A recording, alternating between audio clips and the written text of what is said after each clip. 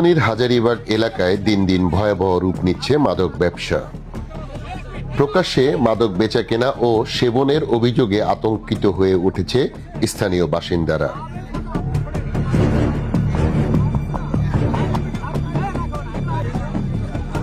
এটা 14 নম্বর ওয়ার্ড বালুর মাঠের একটা এলাকা। এখানে আমরা বিগত 2 সপ্তাহ যাবৎ বিভিন্নভাবে তথ্য পেয়েছি যে এখানে ইয়াবা এবং গাঁজা বিক্রি হয়। তো এখানে আমরা চাই যে ঢাকা 10 আসন যেন মাদক মুক্ত হয়।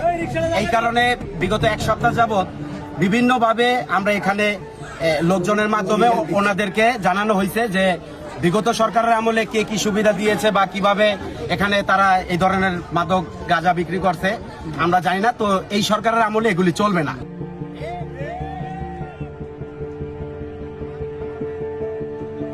ওয়ার্ড সভাপতি জাহাঙ্গীর ভাই।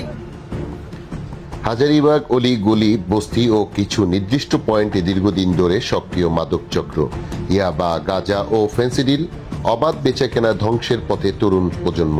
এলাকাবাসীর অভিযোগ, সন্ধ্যার পর এসব এলাকায় মাদকের আড্ডা বসে।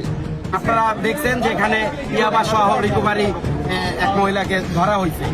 তো অতীতে যারা ছিল তারা টাকা খায়া তারা সুবিধা দিছে, এই কারণে তারা প্রকাশ্যে গাঁজা ইয়াবা বিক্রি করতে পারছে এবং সাহস পাইছে। তো আমরা এই ধরনের কার্যকলাপে যাব না। আগামীকাল থেকে আমরা চাই ঢাকা 10 আসনে যারা মাদকের স্থানীয়দের দাবি, একাধিকবার অভিযোগ জানানো হলেও মাদক কারবারিরা কৌশল বদলে আবার সক্রিয় হয়ে ওঠে। এতে করে সাধারণ মানুষ, বিশেষ করে নারী ও শিশু চরম নিরাপত্তাহীনতায় ভুগছেন। মাদকের বিরুদ্ধে জিরো টলারেন্স। আমরা আপনাদেরকে সবাইকে একসাথে নিয়ে মাদক বিরোধী অভিযান অব্যাহত রাখব এবং আমরা এই এক সপ্তাহ যাবৎ আমরা যে অভিযান অব্যাহত রেখেছি, বিভিন্ন জায়গায় বিভিন্নভাবে আমাদের উপরে কিছু হুমকি দামকি। স্থানীয়রা দ্রুত মাদক বিরোধী অভিযান জোরদার করার দাবি জানিয়েছেন। তারা চান নিয়মিত টহল ও স্থানীয় নজরদারির মাধ্যমে হাজারীবাগকে মাদক মুক্ত করা হোক।